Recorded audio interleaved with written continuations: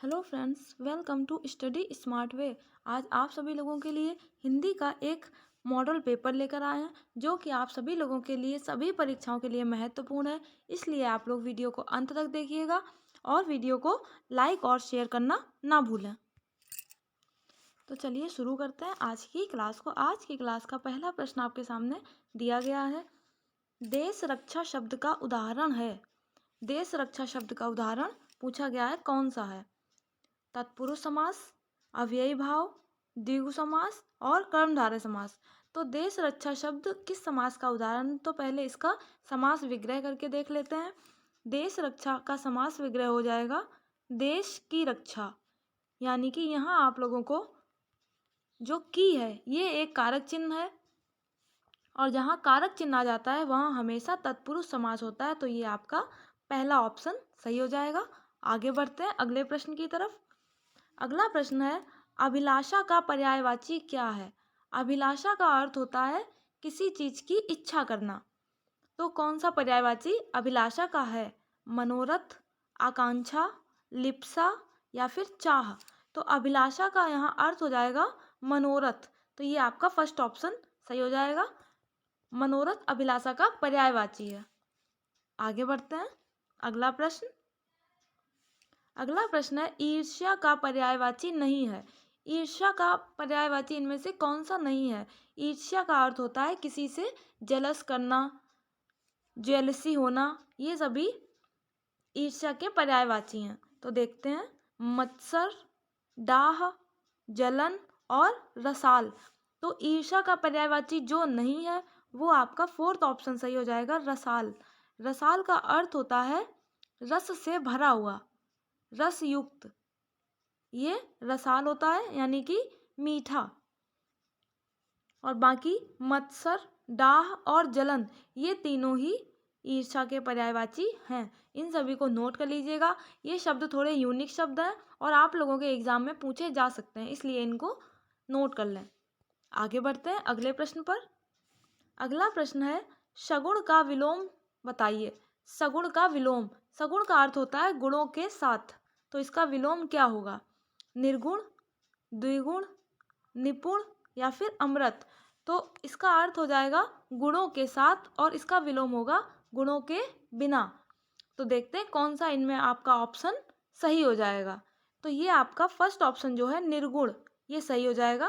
पहला ऑप्शन निर्गुण सगुण का विलोम है।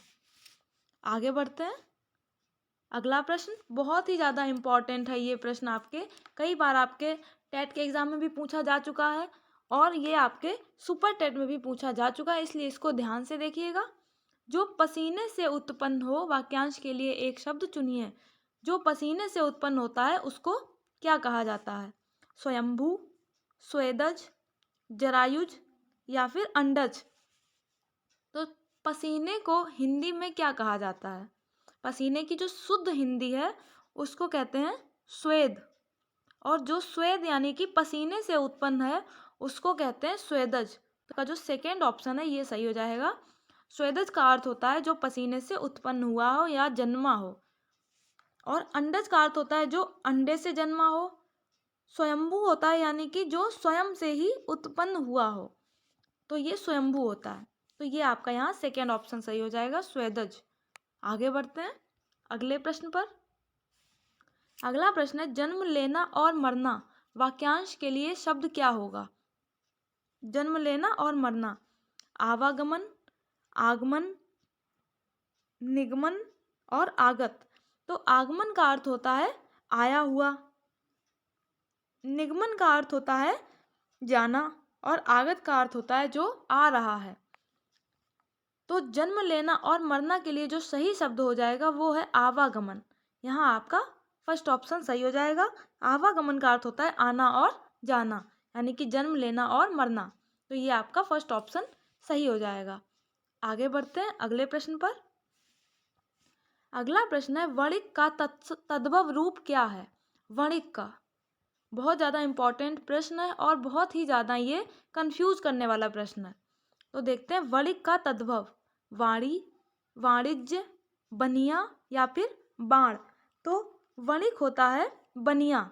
यहाँ आपका थर्ड ऑप्शन सही हो जाएगा। आप सभी लोगों ने एक कथा सुनी होगी जिसमें कि वणिक शब्द का प्रयोग किया गया, वहां पर वणिक का अर्थ होता है बनिया। तो ये आपका थर्ड ऑप्शन सही हो जाएगा। आगे बढ़ते हैं अगले प्रश्न पर। अगला प्रश्न है कूची का तद्भव रूप, तत्सम रूप कूची का। कूर्चिका, कुल्हाड़ी, कुम्हार या फिर कुछ। तो कूची का जो तत्सम रूप होता है वो है कूर्चिका। यहाँ आपका फर्स्ट ऑप्शन सही हो जाएगा। कूची को कूर्चिका भी कहा जाता है। आगे बढ़ते हैं। कुम्हार को कुंभकार भी कहा जाता है। कुम्हार का जो तत्सम रूप है वो कुंभकार है। और कूची, यहाँ आपका ये फर्स्ट ऑप्शन सही हो जाएगा। आगे बढ़ते हैं अगले प्रश्न की तरफ। अगला प्रश्न है कौन सा शब्द प्रत्यय से नहीं बना है। इनमें से जो शब्द प्रत्यय से मिलकर नहीं बना है ऐसा कौन सा शब्द है। नवल, मृदुल, बहुत और निगल। तो यहाँ पूछा गया है कौन सा प्रत्यय से मिलकर नहीं बना है। तो यहाँ जो आपका थर्ड ऑप्शन है बहुत, ये प्रत्यय से मिलकर नहीं बना है। ये एक मूल शब्द है जो कि प्रत्यय से नहीं बना। बाकी नवल, मृदुल और निगल ये तीनों ही प्रत्यय से मिलकर बने हैं। आगे बढ़ते हैं अगले प्रश्न पर। अगला प्रश्न है मनोरथ का संधि विच्छेद क्या होगा। मनः धन रथ, मन धन औरथ, मनोधन रथ और मन धन रथ। तो मनोरथ का जो संधि विच्छेद हो जाएगा वो आपका पहला ऑप्शन सही हो जाएगा, मनः धन रथ। बहुत ही ज़्यादा इम्पॉर्टेंट प्रश्न है ये आपके लिए, इसलिए इसको ध्यान से देखिएगा और इनको नोट करते चलें। इस तरह के प्रश्नों को ज़रूर आप लोग नोट कर लिया करिए जिससे कि आपको रिवीजन करने में किसी तरह की कोई समस्या ना आए। और इसमें अगर पूछी जाती कि संधि कौन सी है तो यहाँ पर विसर्ग संधि हो जाएगी। जब भी इस तरह के किसी शब्द में, जैसे यहाँ आपका पूछा गया था मनोरथ का संधि विच्छेद क्या होगा, तो ये मनः धन रथ, तो यहाँ आपको ये विसर्गें दिख रही हैं, इसलिए यहाँ हमेशा इस तरह के शब्दों में विसर्ग संधि हो जाएगी। तो ये आपका फर्स्ट ऑप्शन सही हो जाएगा। आगे बढ़ते हैं अगले प्रश्न पर। अगला प्रश्न है विद्यार्थी उदाहरण है। विद्यार्थी किस संधि का उदाहरण है। वृद्धि स्वर संधि, दीर्घ स्वर संधि, गुण स्वर संधि और व्यंजन संधि।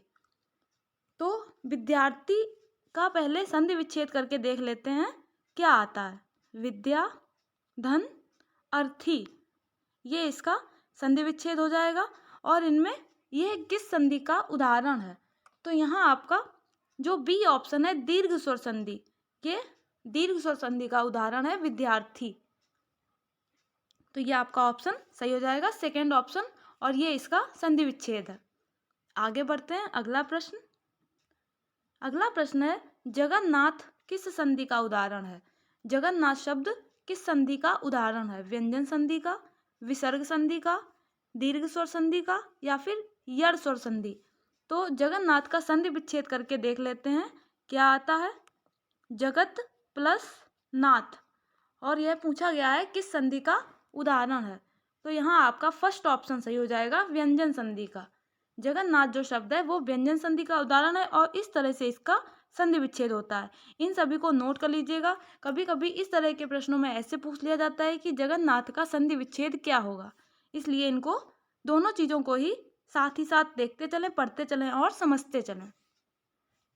आगे बढ़ते हैं अगला प्रश्न। अगला प्रश्न है योजक चिन्ह क्या है। इनमें से आपको योजक चिन्ह कौन सा लगेगा। पहला वाला, सेकेंड ऑप्शन, थर्ड ऑप्शन या फिर फोर्थ ऑप्शन। तो यहाँ पर योजक चिन्ह पूछा गया है कौन सा है।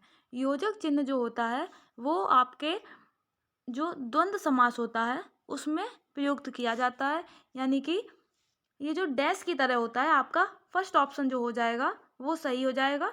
जैसे कि माता, पिता, तो इनके बीच में जो ये चिन्ह लगा है ये कहलाता है योजक चिन्ह, इसको ही योजक चिन्ह कहते हैं। और आपके द्वंद्व समास की यही परिभाषा भी है कि जिस शब्द के बीच में योजक चिन्ह आ जाता है वही पर द्वंद्व समास हो जाता है। तो ये आपका जो पहला ऑप्शन है ये योजक चिन्ह हो जाएगा। तो यहाँ फर्स्ट ऑप्शन सही हो जाएगा। आगे बढ़ते हैं अगले प्रश्न पर। अगला प्रश्न है, लाघव चिन्ह का प्रयोग होता है। लाघव चिन्ह का प्रयोग कहाँ होता है? उद्धरण के लिए, बड़े अंश का संक्षिप्त रूप लिखने के लिए, त्रुटि सुधार के लिए और अभिवादन के लिए। तो जो लाघव चिन्ह होता है वो कुछ फुल स्टॉप की तरह होता है। तो इसका प्रयोग कहाँ किया जाता है? तो ये प्रयोग होता है जहाँ बड़े अंश का संक्षिप्त रूप लिखने के लिए किया जाता है इसका प्रयोग। जैसे कि आपको डॉक्टर लिखना है तो वो डॉक्टर पूरा ना लिखकर छोटा करके लिख देते हैं, तो जो ये चिन्ह लगाया जाता है यही लाघव चिन्ह कहलाता है। और जो लाघव चिन्ह के बीच में आपको एक चिन्ह दिख रहा है वो है योजक चिन्ह। तो यहाँ आपका जो सेकेंड ऑप्शन है वो सही हो जाएगा। ये ऐसे जो उदाहरण होते हैं जैसे डॉक्टर है, प्रोफेसर है, इनके आगे जो ये पूरा ना लिख के छोटा लिखने के बाद जो ये एक बिंदु लगा दिया जाता है इसको कहते हैं लाघव चिन्ह। अब आगे बढ़ते हैं अगले प्रश्न की तरफ। अगला प्रश्न है, निम्नलिखित में से किसमें अव्ययी भाव समास नहीं है? अव्ययी भाव समास किसमें नहीं है? अव्ययी भाव समास वो होता है जिसका पहला पद अव्यय होता है, यानी कि उसको तोड़ा नहीं जा सकता है। तो देखते हैं, आजीवन, यथा समय, प्रतिदिन और नवरत्न।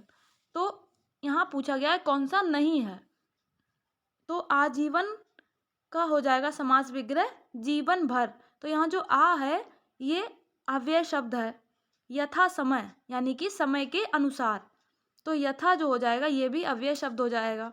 प्रतिदिन यानी कि रोज, तो प्रति जो हो जाएगा ये भी अव्यय है। तो यहाँ जो आपको फोर्थ ऑप्शन दिख रहा है नवरत्न, नवरत्न यानी कि 9 रत्नों का समूह, ये अव्ययी भाव समास नहीं है। इसमें कौन सा समास हो सकता है? तो यहाँ आपका द्विगु समास हो जाएगा, जहाँ पर पहला पद संख्यावाचक होता है और पूरे शब्द से एक समूह का बोध हो रहा होता है, वहाँ पर द्विगु समास होता है। तो ये आपका फोर्थ ऑप्शन सही हो जाएगा। ये अव्ययी भाव समास का उदाहरण नहीं है, ये द्विगु समास का उदाहरण है। आगे बढ़ते हैं अगले प्रश्न पर। अगला प्रश्न है, बिहारी किस काल के कवि थे? बिहारी जी किस काल के कवि थे? रीतिकाल के, भक्ति काल के, आदिकाल के और आधुनिक काल के। तो जो बिहारी थे वो रीतिकाल के कवि थे। यहाँ आपका फर्स्ट ऑप्शन सही हो जाएगा। बिहारी जी रीतिकाल के कवि थे। और भक्ति काल के कवि कौन कौन से थे? भक्ति काल 2 भागों में विभाजित की गई थी। एक थी निर्गुण भक्ति और दूसरी थी सगुण भक्ति। तो जो भक्ति काल के कवि हैं उनमें जो प्रमुख कवि हैं कबीरदास जी, तुलसीदास जी, रहीमदास जी, मीराबाई, ये सभी भक्ति काल के अंतर्गत आते हैं। और आदिकाल के कवियों में आते हैं चंद्रवरदाई, इनको नोट करते चलिए आप सभी लोग। चंद्रवरदाई, जगनिक, ये सभी आदिकाल में आते हैं। चंद्रवरदाई, जगनिक, दलपति विजय, ये सभी आदिकाल में आ जाएंगे। और आधुनिक काल की बात करते हैं तो आधुनिक काल के जो प्रमुख कवि थे या रचनाकार प्रेमचंद्र, सुभद्रा कुमारी चौहान, भारतेंदु हरिश्चंद्र, जयशंकर प्रसाद, ये सभी लोग आधुनिक काल के प्रमुख कवि थे। और यहाँ पूछा गया था बिहारी जी किस काल के कवि, तो वो रीतिकाल के। तो ये आपका फर्स्ट ऑप्शन सही हो जाएगा। आगे बढ़ते हैं अगले प्रश्न पर। अगला प्रश्न है, हम दीवानों की क्या हस्ती, आज यहाँ कल वहाँ चले। यह किसकी पंक्तियाँ हैं? यह किसने कहा था हम दीवानों की क्या हस्ती, आज यहाँ कल वहाँ चले? नरेंद्र शर्मा, हरिवंश राय बच्चन, बालकृष्ण शर्मा नवीन या फिर भगवती चरण वर्मा। तो यह पंक्तियाँ कही थी भगवती चरण वर्मा ने। यह आपका फोर्थ ऑप्शन सही हो जाएगा। इन्होंने कहा था हम दीवानों की क्या हस्ती, आज यहाँ कल वहाँ चले। आगे बढ़ते हैं अगले प्रश्न पर। अगला प्रश्न है, वह तोड़ती पत्थर देखा मैंने उसे इलाहाबाद के पथ पर। वह तोड़ती पत्थर देखा मैंने उसे इलाहाबाद के पथ पर। उपरोक्त पंक्तियाँ किसकी हैं? सुमित्रा नंदन पंत, भवानी प्रसाद मिश्र, सूर्यकांत त्रिपाठी निराला और नागार्जुन। तो यह पंक्तियाँ हैं सूर्यकांत त्रिपाठी निराला की। ये आपका थर्ड ऑप्शन सही हो जाएगा। इनकी कविता वह तोड़ती पत्थर की ही ये पंक्तियां हैं, वह तोड़ती पत्थर देखा मैंने उसे इलाहाबाद के पथ पर। ये पंक्तियां हैं सूर्यकांत त्रिपाठी निराला की। आगे बढ़ते हैं अगले प्रश्न पर। अगला प्रश्न है, ज्ञानपीठ पुरस्कार किस क्षेत्र में श्रेष्ठ कार्य करने पर दिया जाता है? ज्ञानपीठ पुरस्कार समाज सेवा के लिए, सिनेमा में कार्य करने के लिए, विज्ञान में श्रेष्ठ कार्य करने के लिए, या फिर साहित्य में। तो जैसा कि आपको नाम से दिख रहा है ज्ञानपीठ, ज्ञान से स्पष्ट हो जाएगा ये साहित्य से संबंधित है। ज्ञानपीठ पुरस्कार जो है वो साहित्य के क्षेत्र में सर्वश्रेष्ठ कार्य करने पर दिया जाता है और यह पहली बार दिया गया था 1965 में। 1965 में यह पहली बार दिया गया था। एक मलयालम लेखक हैं जी शंकर कुरूप, उनको 1965 में पहली बार दिया गया था ज्ञानपीठ पुरस्कार। इसके बाद से हर साल लगातार दिया जाने लगा। तो यहाँ आपका 4th ऑप्शन सही हो जाएगा। अब आगे बढ़ते हैं अगला प्रश्न। अगला प्रश्न है, निम्न में से सकर्मक क्रिया कौन सी है? सकर्मक क्रिया हंसना, पढ़ना, सोना और रोना। तो जो सकर्मक क्रियाएं होती हैं, सकर्मक क्रियाएं क्या होती हैं? जिसमें कर्ता द्वारा जो कार्य किया जाता है वो किसी अन्य चीज को प्रभावित करता है, वो सकर्मक क्रिया होती है। तो यहाँ पर कौन सी सकर्मक क्रिया है? तो यहाँ आपका ये 2nd ऑप्शन सही हो जाएगा, पढ़ना। पढ़ना एक सकर्मक क्रिया है। जैसे कि सीता पुस्तक पढ़ती है, तो जो पढ़ती है वो पुस्तक पढ़ रही है, तो यहाँ पर जो कर्ता के द्वारा कार्य किया जा रहा है वो पुस्तक को प्रभावित कर रहा है, यानी कि किसी अन्य चीज को प्रभावित कर रहा है, इसलिए सकर्मक क्रिया पढ़ना हो जाएगी। बाकी हंसना, सोना और रोना ये तीनों ही अकर्मक क्रियाएं हैं। यहाँ आपका 2nd ऑप्शन सही हो जाएगा। आगे बढ़ते हैं अगला प्रश्न। अगला प्रश्न है, ज्ञा को वर्णमाला में क्या माना जाता है? जो ज्ञा वर्ण है इसको क्या माना जाता है? संयुक्त व्यंजन, स्वर संधि, अनुस्वार या फिर व्यंजन। तो ज्ञा को वर्णमाला में संयुक्त व्यंजन माना जाता है। ये आपका 1st ऑप्शन सही हो जाएगा। संयुक्त व्यंजन वो होते हैं जो 2 व्यंजनों से मिलकर बनते हैं। तो ज्ञा जो है ये जा और या से मिलकर बनता है ज्ञा। तो यहाँ ये संयुक्त व्यंजन की श्रेणी में आ जाता है। आगे बढ़ते हैं अगला प्रश्न। अगला प्रश्न है, कवि शब्द में संज्ञा है। कवि शब्द में क्या कौन सी संज्ञा है? व्यक्तिवाचक, जातिवाचक, द्रव्यवाचक या फिर इनमें से कोई नहीं। तो जो कवि शब्द है इसमें जातिवाचक संज्ञा आ जाएगा। ये आपका 2nd ऑप्शन सही हो जाएगा, क्योंकि कवि शब्द से पूरी कवि जाति का बोध होता है। जितने भी कवि लोग हैं उन सभी जाति का बोध होता है कवि से, ना कि सिर्फ एक व्यक्ति से। इसलिए यहाँ पर जातिवाचक संज्ञा सही हो जाएगा। आपका 2nd ऑप्शन सही हो जाएगा। आगे बढ़ते हैं अगला प्रश्न। अगले प्रश्न में अलंकार पूछा गया है। कबीरा सोई पीर है, जे जाने पर पीर, जे पर पीर न जानहीं, सो काफिर बेपीर। इन पंक्तियों में कौन सा अलंकार है? पुनरुक्ति, श्लेष, रूपक और यमक। तो पहले इन पंक्तियों को समझ लेते हैं। यहाँ पर एक शब्द कई बार आया। कौन सा शब्द? पीर शब्द जो है वो कई बार आया है।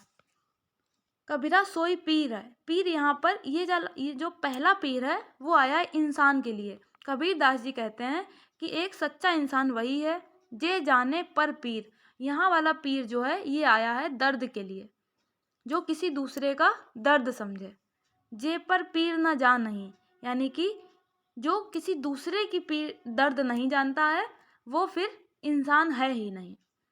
तो यहाँ पर एक पीर के कई अर्थ हैं। तो जहाँ पर ऐसा कौन सा अलंकार होता है जो जिसमें एक शब्द कई बार आए और उसके अर्थ अलग अलग हों? तो यहाँ आपका ये 4th ऑप्शन सही हो जाएगा, यमक अलंकार। यमक अलंकार होता है जिसमें एक शब्द कई बार आए और उसके हर बार उसके कई अर्थ हों। जैसे यहाँ पर पीर शब्द का एक अर्थ है इंसान और दूसरा हो जाएगा दर्द या फिर पीड़ा। तो यहाँ यमक अलंकार सही हो जाएगा। आगे बढ़ते हैं अगले प्रश्न पर। अगला प्रश्न है, जहाँ एक शब्द अथवा शब्द समूह का एक से अधिक बार प्रयोग हो किंतु उसका अर्थ प्रत्येक बार भिन्न हो, वहाँ कौन सा अलंकार होता है? जहाँ पर एक शब्द अथवा शब्द समूह एक से ज़्यादा बार प्रयोग किया गया हो किंतु उसका अर्थ अलग अलग हो। अभी आपको बताया एक शब्द कई बार आए और उसके अर्थ अलग अलग हों, वहाँ कौन सा समास होता है, वहाँ कौन सा अलंकार होता है? अनुप्रास अलंकार, रूपक अलंकार, यमक अलंकार या फिर उपमा अलंकार। तो ये आपका थर्ड ऑप्शन सही हो जाएगा, यमक अलंकार। यमक अलंकार होता है जहाँ पर एक शब्द कई बार आए और उसके अर्थ अलग अलग हों। आगे बढ़ते हैं, अगला प्रश्न। अगला प्रश्न है, जहाँ वर्णों की आवृत्ति होती है वहाँ अलंकार होता है। जहाँ एक वर्ण की कई बार आवृत्ति होती है वहाँ कौन सा अलंकार है? यमक, श्लेष, रूपक या फिर अनुप्रास। तो जहाँ एक ही वर्ण कई बार आए वहाँ पर अनुप्रास अलंकार होता है। ये आपका फोर्थ ऑप्शन सही हो जाएगा। जैसे कि बनन में बागन में बगरो बसंत है, तो यहाँ पर जो वा शब्द है इसका कई बार उच्चारण करते हैं आप सभी लोग, कई बार इसकी आवृत्ति हुई है, इसलिए यहाँ पर अनुप्रास अलंकार हो जाएगा। वनन में बागन में बगरो बसंत है, तो ये आपका फोर्थ ऑप्शन सही हो जाएगा। आगे बढ़ते हैं, अगला प्रश्न। अगला प्रश्न है, महंत जी को अध्यात्म का अच्छा ज्ञान है। तो जो ये आपका अध्यात्म दिया गया है ये यहाँ पर गलत दिया गया। अब आपको ऑप्शन में से ढूंढना है कि कौन सा अध्यात्म सही है। अध्यात्मा, अधियात्म, आध्यात्म या फिर अधिआत्म। तो महंत जी को किस अध्यात्म का अच्छा ज्ञान है? तो ये जो आपका थर्ड ऑप्शन है ये सही हो जाएगा। महंत जी को आध्यात्म का अच्छा ज्ञान है, ये शुद्ध शब्द है। यहाँ पे आपका जो शुद्ध शब्द है वो है आध्यात्म और ये यहाँ पर गलत हो जाएगा। अगला प्रश्न, दिए गए प्रश्न के 4 विकल्पों में से सही वाक्य का चयन करें। सूर्य पूर्व पर उगता है, सूर्य पूर्व दिशा पर उगता है, पूर्व दिशा पर सूर्य उगता है या फिर सूर्य पूर्व दिशा में उगता है। तो यहाँ तीनों में ही पर आ रहा है, इसलिए तीनों ही सेंटेंस गलत हो जाएंगे। जो आपका फोर्थ सेंटेंस है वो सही हो जाएगा, सूर्य पूर्व दिशा में उगता है। पहला देखते हैं, सूर्य पूर्व पर उगता है, पर यानी कि किसी के ऊपर, जो कि गलत हो जाएगा। सूर्य पूर्व दिशा पर उगता है, यहाँ पर भी वही है, यहाँ पर भी वही है और यहाँ है सूर्य पूर्व दिशा में उगता है, तो इसलिए ये ऑप्शन सही हो जाएगा। इस तरह के वाक्यों में कारक चिन्ह का विशेष ध्यान रखा जाता है, इसलिए जब कभी भी इस तरह के सेंटेंस आए तो उनको कायदे से देखिएगा, जिससे कि छोटी छोटी गलतियां होती हैं जिससे कि नंबर कट जाते हैं, इसलिए हर छोटी छोटी गलती को ध्यान से देखिएगा और बिल्कुल भी नज़रअंदाज ना करें। आगे देखते हैं, अगला प्रश्न। अगला प्रश्न है, सर्वाधिक प्राचीन संप्रदाय कौन सा है? जो सबसे ज़्यादा संप्रदाय प्राचीन है वो कौन सा है? वक्रोक्ति, अलंकार, रीति और रस। तो जो सबसे पुराना संप्रदाय है वो रस संप्रदाय है, ये आपका फोर्थ ऑप्शन सही हो जाएगा। रसों से संबंधित एक पूरा आपके लिए चैप्टर लाए थे, आप लोगों ने देखा होगा, जिन्होंने नहीं देखा है वो उसको ज़रूर देख लें। उसमें आप लोगों को व्याख्या सहित एक एक चीज़ समझाई गई थी और उससे संबंधित बाद में एक्सरसाइज भी कराई गई थी, उसका आपको लिंक डिस्क्रिप्शन में मिल जाएगा, इसलिए जिन किसी ने वो नहीं देखा है वो लोग भी देख लें। आगे बढ़ते हैं अगले प्रश्न पर। अगला प्रश्न है, दोहा के विषम चरण में कितनी मात्राएं होती हैं? दोहा का जो विषम चरण होता है, पहला और तीसरा चरण, इसमें कितनी मात्राएं होती हैं? 7, 9, 11 और 13। अभी आपको एक वीडियो में बताया था विषम चरण जो होता है दोहा का, जैसे पहला और तीसरा, तो यहाँ आपको अंकों से पता चल रहा है 1, 3 यानी कि 13। तो दोहा के विषम चरण में 13 मात्राएं होती हैं, यहाँ आपका फोर्थ ऑप्शन सही हो जाएगा। बहुत ही अच्छा तरीका है ये याद रखने का दोहा के मात्राओं का। और यहीं पर जब पूछा जाता है कि सम चरण में कितनी होंगी, तो जब पहले और तीसरे में 13 13 हैं तो फिर दूसरे और चौथे में 11 11 हो जाएंगी। इसलिए आप लोगों को इन चीज़ों को विशेष ध्यान रखना है। ये छोटी छोटी गलतियां ही आपसे लोगों से हो जाती हैं जिसमें कि नंबर कम हो जाते हैं, इसलिए ऐसी गलतियां कभी नहीं करनी है। तो जो विषम चरण होता है पहला तीसरा 1 3 यानी कि 13। तो समझ गए आप सभी लोग, फोर्थ ऑप्शन आपका सही हो जाएगा। आगे बढ़ते हैं, अगला प्रश्न। अगला प्रश्न है, एक तो करेला दूसरा नीम चढ़ा, ये मुहावरे का आपको सही अर्थ बताना है। एक तो करेला दूसरा नीम चढ़ा, असंभव कार्य, एक गुण दो दुर्गुण, दोहरा सद्गुण और दोहरा दुर्गुण। तो यहाँ पर एक तो करेला दूसरा नीम चढ़ा, यानी कि एक तो पहले से ही वो कड़वा है और दूसरा नीम पे और चढ़ गया, यानी कि दोनों ही दुर्गुण हैं। ये आपका फोर्थ ऑप्शन सही हो जाएगा, दोहरा दुर्गुण, एक तो करेला दूसरा नीम चढ़ा। तो आज के यहाँ प्रश्नों की श्रृंखला आपकी समाप्त होती है। आप लोगों ने अच्छे से पढ़ा होगा, अच्छे से समझा होगा। अगर आप लोगों को किसी भी प्रश्न में कोई डाउट हो तो आप लोग ज़रूर पूछें उसको। अगली वीडियो में उसका निराकरण किया जाएगा। वीडियो को अंत तक देखने के लिए आप लोगों का बहुत बहुत धन्यवाद। अगर आप लोगों को वीडियो पसंद आई है तो उसको लाइक करें, शेयर करें और चैनल को सब्सक्राइब करना ना भूलें। Thank you. जय हिंद, जय भारत।